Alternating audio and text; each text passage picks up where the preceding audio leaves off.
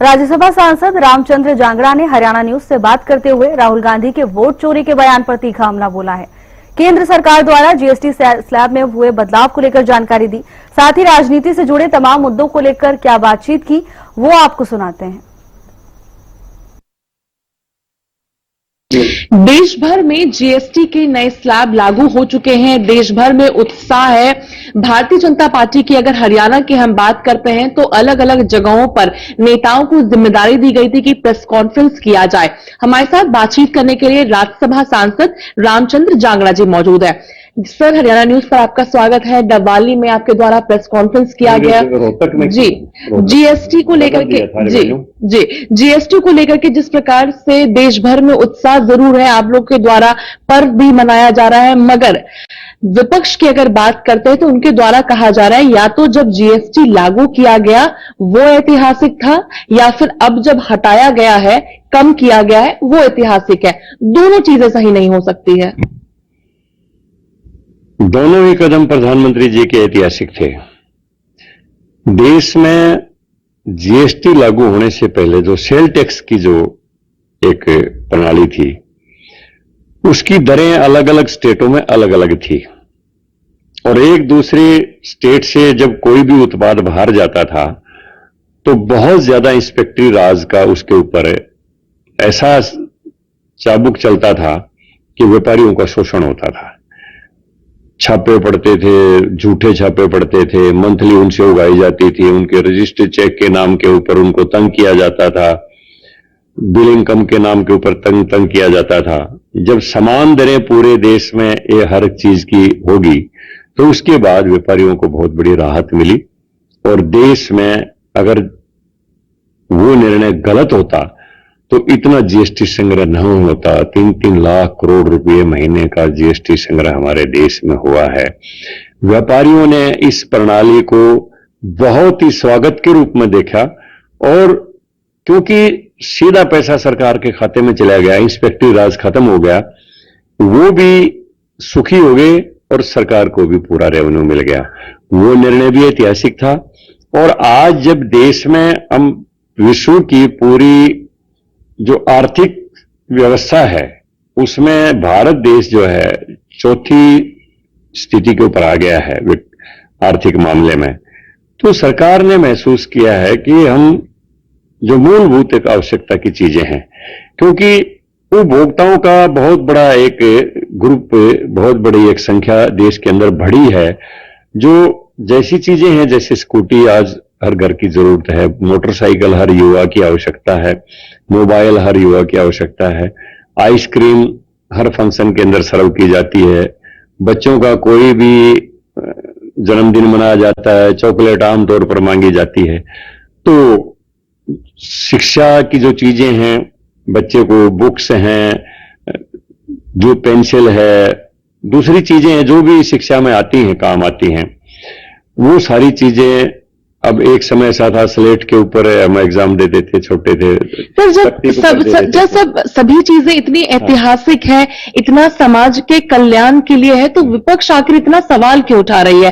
विपक्ष क्यों लगातार कह रही है कि भारतीय जनता पार्टी ने विगत 9 से 10 सालों में जीएसटी के माध्यम से लूटने का प्रयास किया है, जिसके बाद अब जीएसटी के स्लैब को घटा दिया है? ये लूट तब होती है जब पैसा देश के विकास के ऊपर ना लग के कुछ लोगों की जेब में चला जाता है, वो होती है लूट। और ऐसा कांग्रेस के राज में होता रहा है। अगर हम कॉमनवेल्थ गेम्स की चर्चा करें तो ऐसी ऐसी चीजें संज्ञान में आई थी कि जो कुर्सी बाजार में 400 रुपए मिलती है उसका किराया 4000 रुपए दिया गया है एक कुर्सी का।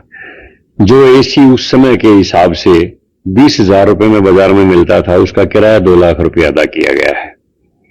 ऐसी कितनी चीजें कॉमनवेल्थ गेम्स के समय में सामने आई। सबको पता, पूरे देश को 2G स्पेक्ट्रम घोटाले में कितना गोलमाल किया गया, 3G स्पेक्ट्रम घोटाले में कितना गोलमाल किया गया। वो होती है लूट, जब पैसा देश के खजाने में ना जाके कुछ लोगों की जेब में चला जाता है, वो लूट होती है। लेकिन 11 सालों से किसी भाजपा शासित प्रदेश के मुख्यमंत्री पर, किसी भी केंद्र में केंद्रीय मंत्री के ऊपर अगर एक भी कोई घोटाले का अगर कोई कांग्रेस उदाहरण दे दे तो फिर तो हम मान लेंगे कि लूट है। लेकिन आज देश की स्थिति ये है, कितने नए एयरपोर्ट बन गए, कितने नए एम्स बन गए, कितने नए मेडिकल कॉलेज बन गए। भारत के तमाम रेलवे स्टेशनों की स्थिति ऐसी होगी जैसे एयरपोर्ट की सुंदरता होती है, सुविधा होती है, ऐसी स्थिति। कितनी वंदे भारत ट्रेनें चल गई और कितने पेरिफेरल वे बन गए, कितने ग्रीन हाईवे बन गए, कितना सुलभ जीवन लोगों का हो गया। उस सारा का सारा पैसा देश के विकास पर लगा है, जितना जीएसटी संग्रह हुआ है। इसलिए कांग्रेस को लूट इसलिए याद आती है कि उनके राज में लूट ही होती रही है। कांग्रेस की लूट के साथ साथ अब चोरी का इल्जाम भी जिस प्रकार से राहुल गांधी के द्वारा लगाया गया है, प्रेस कॉन्फ्रेंस किया गया, कहा गया कि वोट चोरी Bharatiya Janata party election commission को अपना टीम बनाकर जिस प्रकार से किया जा रहा है, कई साक्ष्य भी उनके द्वारा दिए गए हैं, और साथ ही जेनजी स्टूडेंट और इसके साथ साथ जिस प्रकार से युवाओं को कहा गया है कि वोट चोरी और आपकी जिम्मेदारी बनती है कि आप रोके। किस प्रकार से देखते हैं, क्योंकि लूट तो कहा ही जा रहा है, अब चोरी की बात भी सामने आ रही है। पहली बात तो मैं जैन जी के ऊपर कहूंगा, आपने जो जिक्र किया है, भारत को बांग्लादेश नहीं बनाया जा सकता, भारत को नेपाल नहीं बनाया जा सकता, भारत को श्रीलंका नहीं बनाया जा सकता। भारत का नेतृत्व ऐसे सक्षम हाथों में है कि भारत में अगर कोई युवाओं को भड़काने की कोशिश करता है तो वो अपने ही भविष्य के ऊपर प्रश्न चिन्ह लगाता है। और मैं इसका एक दो तीन उदाहरण दे सकता हूं। संघ से संस्कारित जो हमारे स्टूडेंट्स होते हैं, उनका एक संगठन है हमारा गैर राजनीतिक अखिल भारतीय विद्यार्थी परिषद। तो पूरी तरह से संस्कारित छात्रों का एक संगठन है जो पूरी तरह राष्ट्रभक्ति से ओतप्रोत होते हैं, राष्ट्रीयता से ओतप्रोत होते हैं। और चाहे दिल्ली का उदाहरण ले लें, चाहे हैदराबाद का उदाहरण ले लें, चाहे पंजाब का उदाहरण ले लें, वहां पर एबीवीपी ने अपने सफलता के झंडे गाड़े हैं। हमारे देश के युवा को अनार्किज्म की तरफ ले जाने की जो अगर कोशिश करेगा तो जनता उसको मुंह तोड़ जवाब दे देगी। हमारे देश में अस्थिरता फैलाने की कोई अगर कोशिश करेगा तो उस देश के उसी नेता का ही भविष्य चौपट हो जाएगा। इसीलिए राहुल गांधी भूल जाएं कि यहां पर हमारे युवाओं को भड़का के बांग्लादेश, नेपाल या और किसी देश जैसी स्थिति पैदा की जा सकती है। भारत का नेतृत्व सशक्त हाथों में है, भारत का युवा संस्कारों की तरफ बढ़ रहा है, राष्ट्रीय भावना की तरफ बढ़ रहा है। इसलिए राहुल गांधी की ये जो साजिश है कि यहां पर अनार्किज्म फैला दें और जैन जी की बात करके, ये कभी सफल नहीं होगी। दूसरी बात, जो चोरी की बात करता है, वोट चोरी की बात करता है, पूरे बिहार में हमारे पत्रकार भाइयों ने भी जाके एक एक आदमी का इंटरव्यू लिया है। 65 लाख मतदाता वहां से सूची में से काट दिए गए। 65 आदमियों ने भी ये नहीं कहा कि हम मतदाता सूची में सही थे और हमारा नाम काट दिया गया। कोई आदमी सामने नहीं आया, वो मतदाता थे ही नहीं, वो थे ही अवैध। उनके माध्यम से ये वोट चोरी करते थे, उनके माध्यम से अपनी राजनीति जो करते थे, अब वो नहीं चलेगा। जहां तक इलेक्शन कमीशन का ये स्वतंत्र एजेंसी है, इसके ऊपर सरकार का कोई अंकुश नहीं है।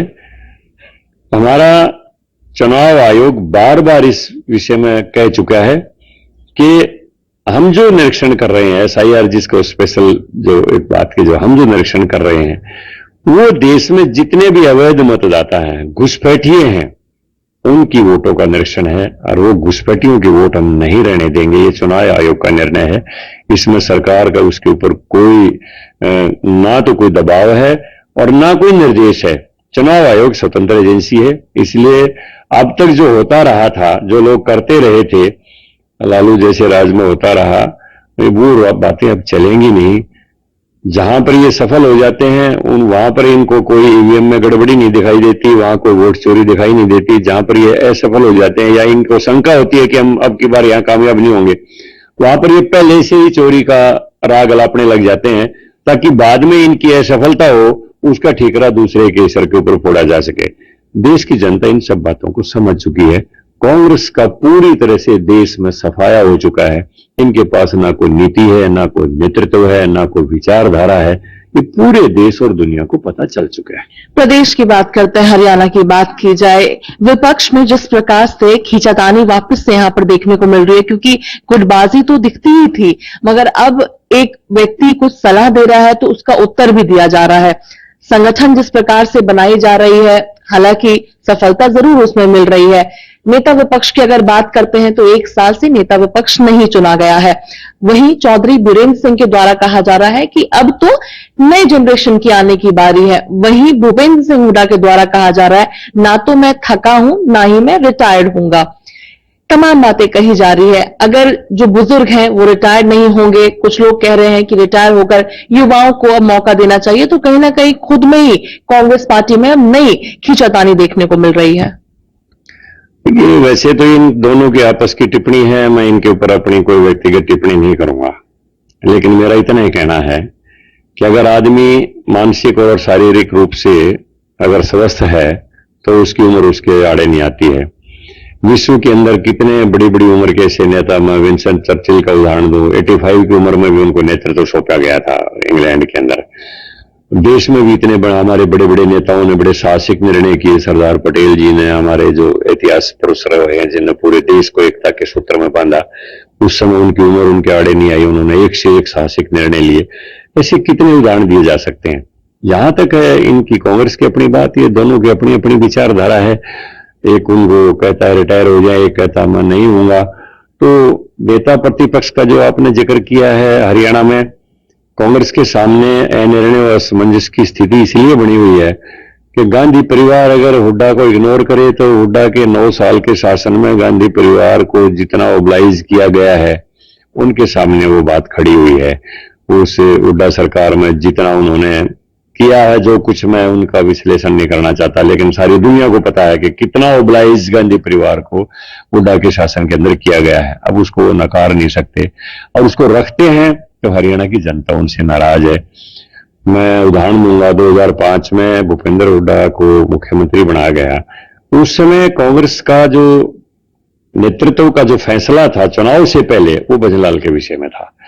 चौधरी भजनलाल के पीछे एक ओबीसी समाज की भी कुछ भावनाएं जुड़ी हुई थी। कांग्रेस को 67 सीटें मिल गई, लेकिन मुख्यमंत्री जन भावना के विपरीत हुड्डा को बनाया। तो अगले ही चुनाव में 2009 में जो चुनाव हुआ उसमें कांग्रेस 40 सीटों पर सिमट गई, बहुमत नहीं मिला। जनहित कांग्रेस से जो चौधरी भजनलाल ने बनाई थी, राष्ट्रीय जनहित कांग्रेस, उसके विधायकों को तोड़ के इन्होंने अपना बहुमत बनाया। उसके बाद अगले चुनाव में भारतीय जनता पार्टी सत्ता में आ गई, कांग्रेस का सुपड़ा साफ हो गया।